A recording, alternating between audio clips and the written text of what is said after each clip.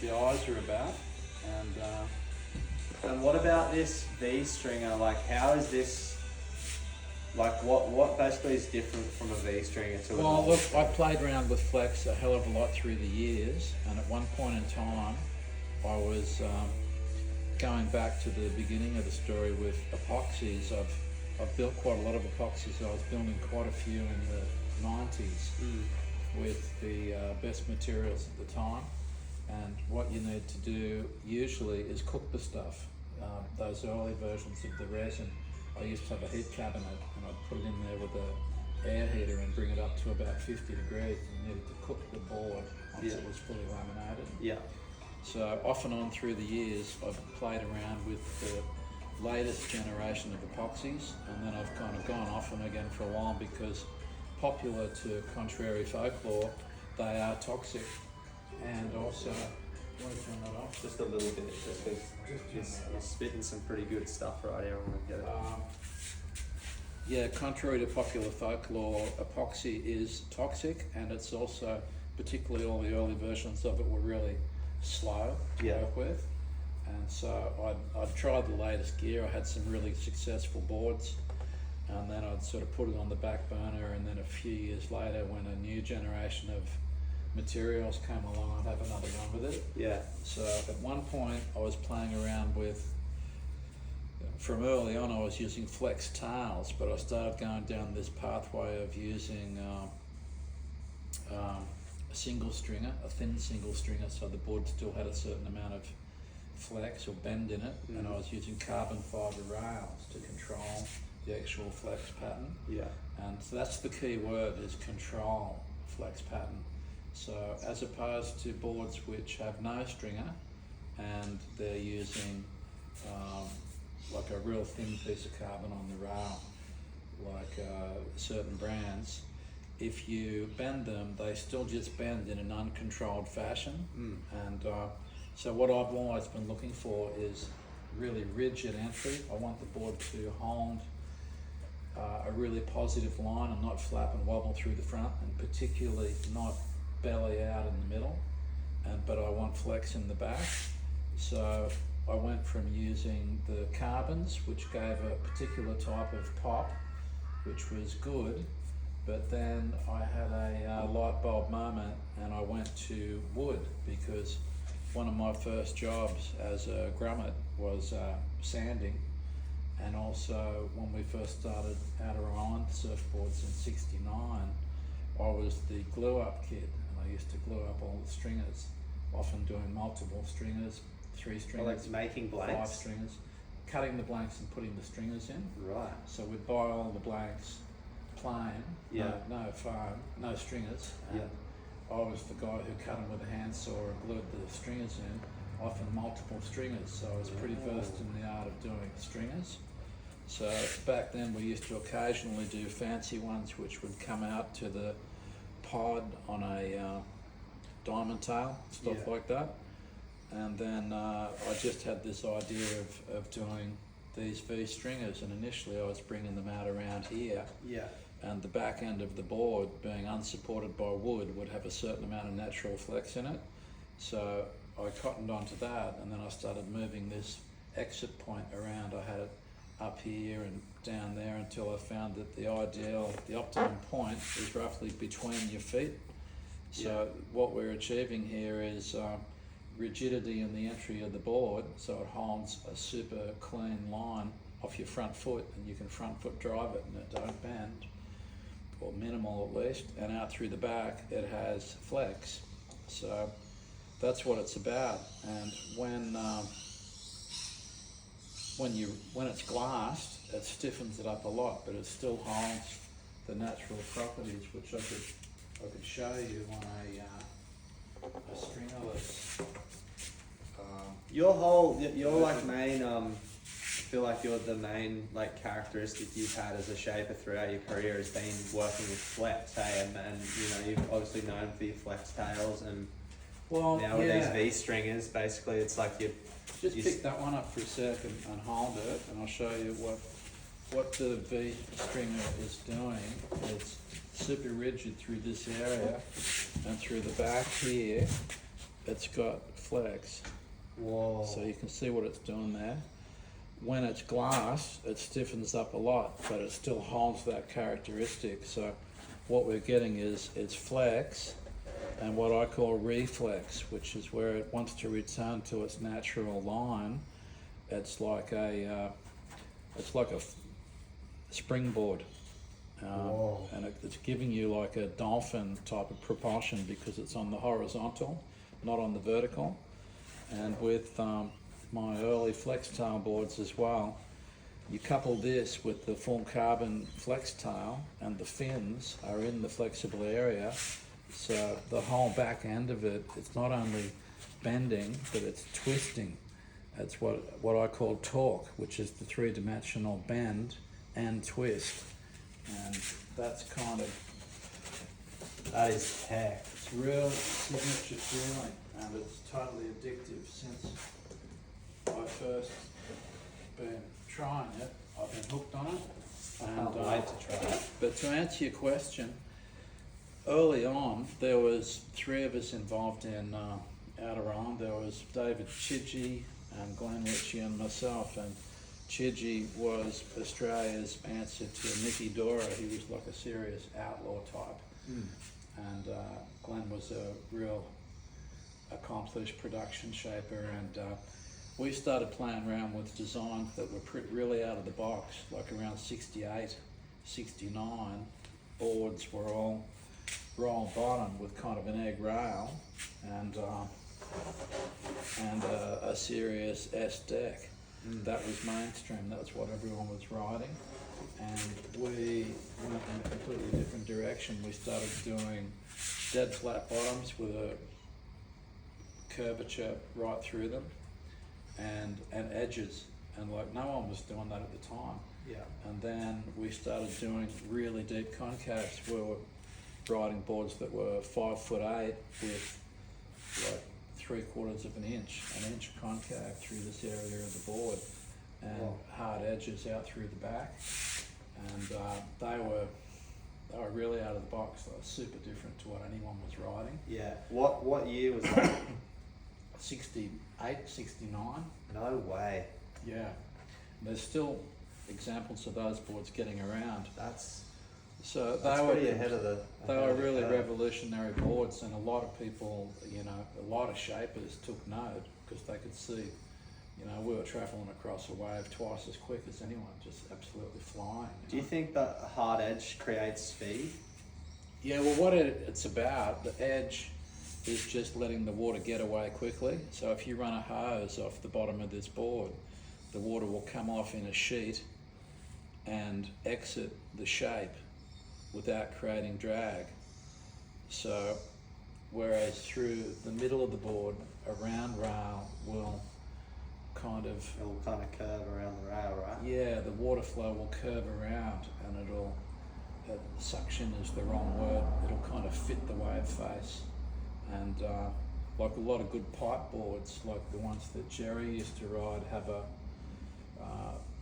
very little or no edge through here, and it's a particular type of rail form that fits the wave, and it can release, it can get down the face. Yeah. Where a super hard edge, you can sometimes get sucked up the face and pitched over with the lip. Yeah. In that part of the board. For sure. So the balance of forces and the kind of harmony of the different elements in a board is often what really determines a good board from an ordinary board, and it's that harmony of the different forces in a board which makes for a super board. And that's, with the shaper's eye, that's what I look for in other shapers' boards as well.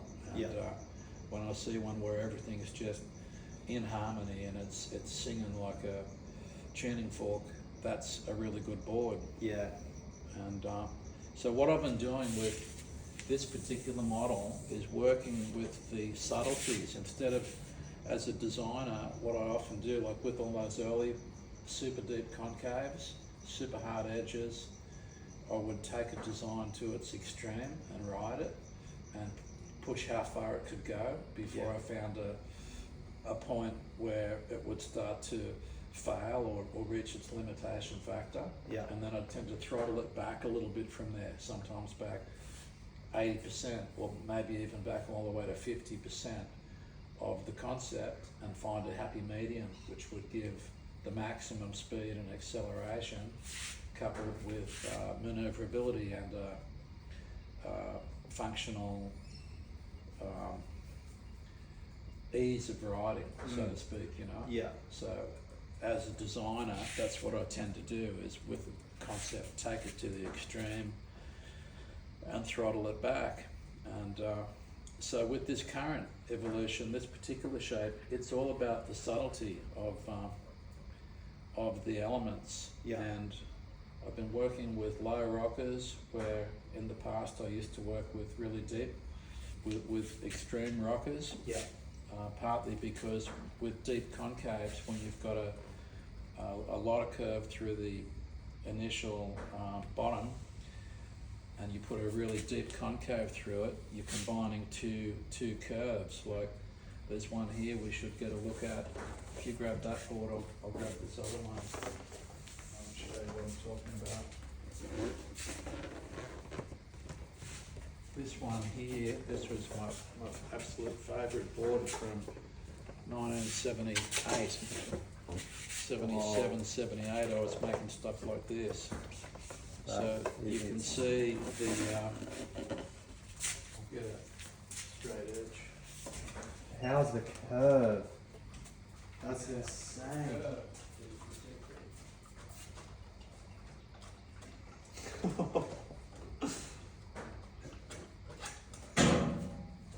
That is psycho.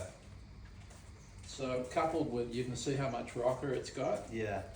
And then with this design concept, this is taking things to the extreme. But this was the magic board. I surfed so many waves on this board. Really? When I signed up out of Nana Glen, when we dissolved the partnership, I built half a dozen boards. And this one I've been riding for a year and a half or something already. Yeah. And I went up to Bali, rented a house and hung out up there for a while. And this one was just the go-to board. It was the absolute favourite, and it's ridden more waves than perhaps any other board in my lifetime. So you can see the amount of concave that's in it. That's crazy. At one point we were using even deeper concaves than that in those 69 boards, which were shorter and shaped like a rocket in the outline with a cut-off tail, a little bit like what I'm doing with the Phaza. But talking about curves, when I shaped this as a flat bottom, I glued the blank up myself, put the appropriate curve into it. When it was a flat bottom, the first cut determines the kind of turning circle of the board, the feel of the turning quality of the board. Yeah. And then the concave is a completely different curve, which used to escape a lot of shapers who would see one of these and go, fuck yeah, I'm going to try that. And they'd shape a board, but they'd basically end up just putting in a concave and using the same curve, where one of the secrets to this design is that stringer line is a completely different curve than the turning circle of the rail. That stringer line is as close as what I could get to a parabolic arc, which is maximum curve at the front, and it's getting straighter and straighter and straighter, where through this last section of about that long, it's almost straight. So that curve is a naturally occurring mathematical curve in nature. It appears all over the place. And if you was to stand on a headland and throw a rock, it'll come out, it'll be sort of coming out straight. It'll curve as you throw it, it'll come out and generate more speed. It'll go faster and straighter and faster and straighter, and it'll describe a curve which is a parabolic arc. So it appears a parabolic arc. It appears all through nature, and it's part of what's called the sacred geometry. It appears in satellite dishes all over the shop. And so what it does, water just harmonises with that curve. It can kind of feel it. It's an accelerated curve, and it's where a lot of the speed comes from with this design. And then this one, I could talk for ages. Well, I'll try and keep it short. What about the flex tails and like how, basically, when did you come up with this and start implementing these flex tails on these boards? Well, this here is very much George Greenough inspired. I was very fortunate to surf with George when he was in his heyday in '68 at Lennox Head. Yeah. And he was riding his original velo board, which had the red rail around it. And we were camping out up the beach from Lennox and surfing Lennox a lot. There was a group of us camping out there and hanging out. And George was so far ahead of the game. Like I was actually riding pretty short boards at the time, but they were completely, fairly normal in the shape. They were slightly curved bottoms, slightly bowled entries, short boards nonetheless. But George had this flex thing going. He was able to generate incredible speed and get in and out of the pocket, and it was just clearly evident. Were they on his knee On his boards? knees. Yeah. Clearly evident watching him that he was going way faster than anybody else and able to jam turns at high speed and keep the power on through all his arcs. It wasn't like a stop-start, stalling kind of zigzag turn. He'd kept the power on right through the S's, and I was totally impressed, and it set me on a quest to try and get what he was getting in my stand-up boards. And some of the differences were George took all the fun right out of the guts of his board, and he was a kneeboarder, and he was prepared to swim around virtually and paddle in late takeoffs. So the boards had no paddling volume. Yeah. Where I wanted to be able to paddle the board, so I wasn't prepared to sacrifice all that volume. Yeah. So I started just working with the flex tail and bringing it up as far as I could, which was to the back of the single fin. Yeah. And that actually gave me quite a large surface area. Like that's actually a little bit more surface area than what the fin is. Right. And so when you couple the fin flexing, because it's got a similar kind of churn flex to the tail, those two things flexing at once, it opened up another level of what I could do with my surfing, and also with a solid version of the very same shape. They went really good, and I could turn them and do what I wanted. But with flex, I found with this board I could just jam it vertical off the bottom, because it would allow the tail to create a variable curve. So there's a lot of science in this whole concept, and there's been years of development in it. So the things that make the board work is variable curve. So there's been very few boards through the millennia, well, I'm not aware of too much else apart from what I've been doing, where it's a variable curve. So while you're riding the board, it can change its form. Yeah. You look at birds and fish, and they can do that. You look at a bird, and it'll be flying along, and they're about hunting. They want to eat prey, and you'll see a seabird flying along with its wings out, soaring and looking at the ocean. When it spots what it wants to catch, it folds its wings in, flattens its foil out. All of a sudden it's doing about 3 times its original cruising speed, and it's just going super fast, and it's heading straight down to a little fish, everything tucked back. It'll catch that fish, and as it comes out, it changes its form to a different type of curvature in the wings, and it can do all that kind of stuff. So there's a bird in motion. Yeah. Now the big gift that I got from George, apart from looking at his boards and getting the idea of flex, was one day on the beach we were hanging out, and George caught this small tuna, and there it was, still pretty much alive and kicking on the beach. And I walked down, I was talking to him about fins and stuff, and he's gone, have a look at this. And he walked me through what all the various fins do on this fish. And the tail fin in particular is where George's famous Greenough fin comes from. It's that tail fin which is quite vertical and scimitar shaped, and that's responsible for a lot of the propulsion on a fish. And the other, on the forward part of the fish, it's got these little little fins that protrude out here like little arms. Yeah. And he was saying, yeah, when the fish is hunting, when it wants to go flat out, like the bird, it sort of pulls its foil in and it tucks those side fins in completely flat. And he pointed out on the fish, there's these little recesses, like little dents on the side of its body where they could tuck in. So it was completely clean laminar flow when it was maxing at high speed. Whoa. And then it's hunting a smaller fish, and the nature's way is the smaller fish uses manoeuvrability to save itself. With the bigger fish, it's got more power and speed. So the smaller fish can turn really fast. So the bigger fish needs to try and turn really quick too. So the tuna, it's flying along, and when it wants to, the little fish changes direction really fast. The tuna puts these side fins out, executes a right angle turn, and also all its other fins, it can control all its fins while it's in motion. So that is the quest. That's been my quest for a long, long time, is to create a surfboard which can change its form while it's in motion.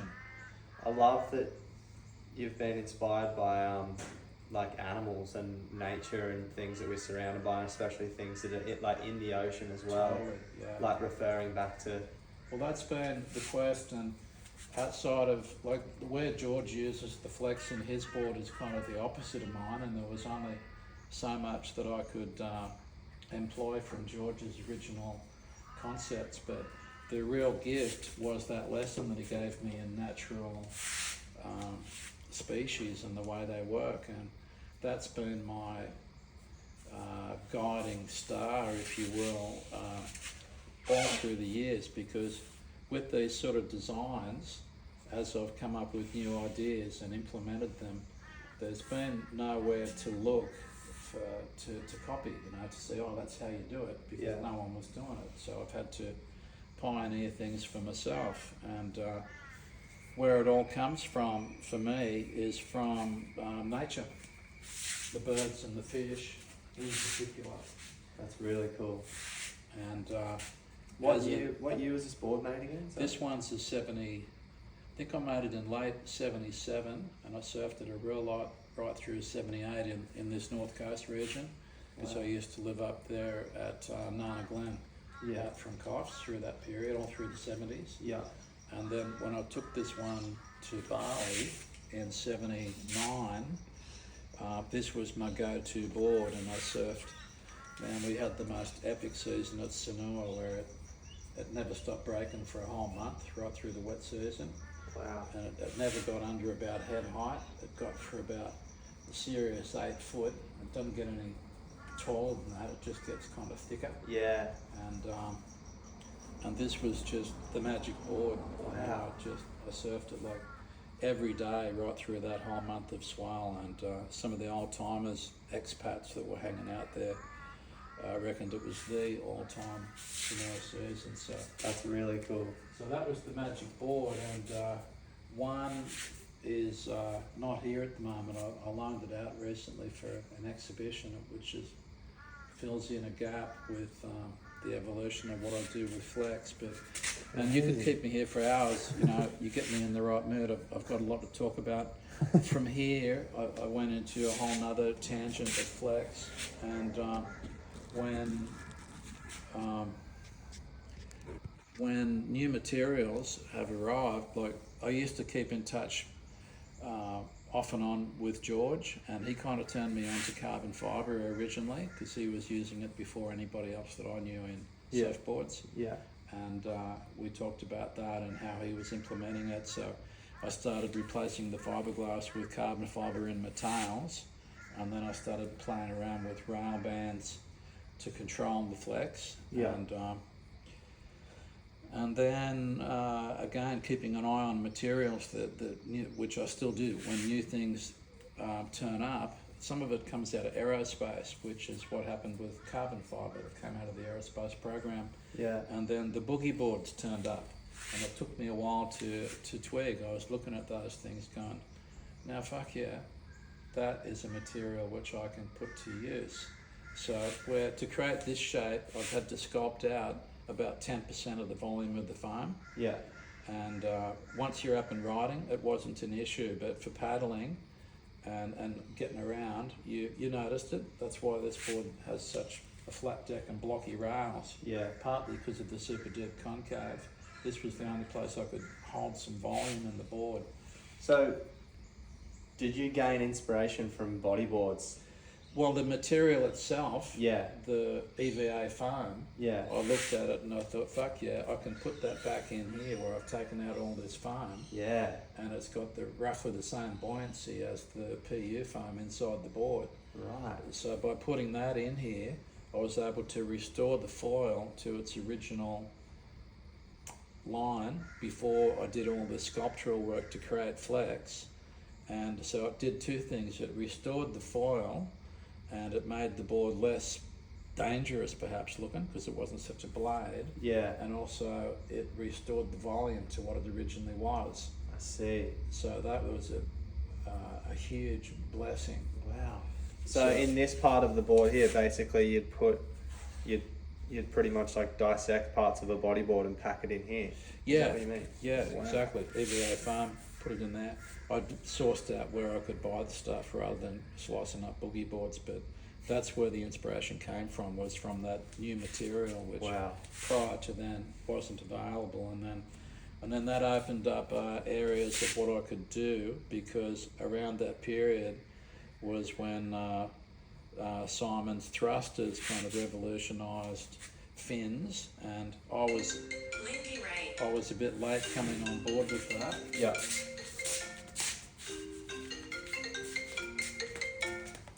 Hey, Lindy.